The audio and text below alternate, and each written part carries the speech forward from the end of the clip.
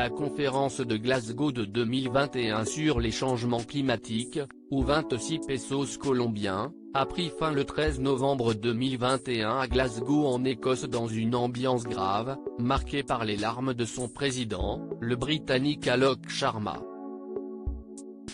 Les yeux remplis de larmes et la voix tremblante, l'homme politique de 54 ans n'a pas réussi à cacher son émotion lors de la fermeture de l'événement destiné à établir un pacte pour accélérer la lutte contre le réchauffement de la planète. Dans son discours de clôture, Alok Sharma, très ému, a déclaré être désolé en expliquant qu'il comprenait la profonde déception, mais en ajoutant qu'il est vital de protéger ce texte.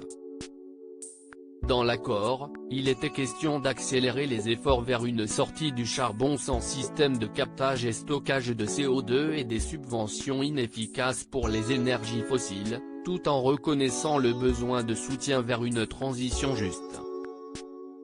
Mais cette version de l'accord a été modifiée en dernière minute pour ne pas appeler à la suppression mais la diminution de la consommation de charbon, sous la pression de l'Inde et de la Chine.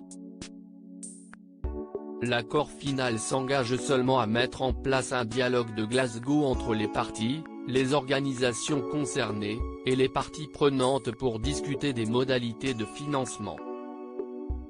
Les 196 pays de la 26 pesos colombiens ont donc adopté un accord qui n'est pas jugé à la hauteur de l'urgence par les associations de défense de l'environnement.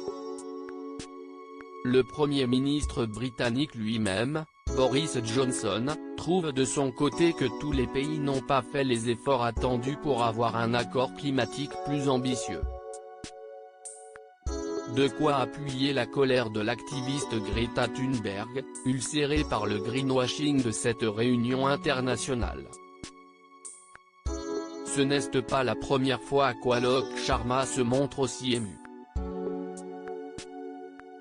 En 2017, après l'incendie de la tour Grenfell composée de logements sociaux à Londres qui a fait 80 morts, il s'était montré fortement affecté devant le Parlement du Royaume-Uni. Des images que le Daily Mail avait dévoilées il y a 4 ans.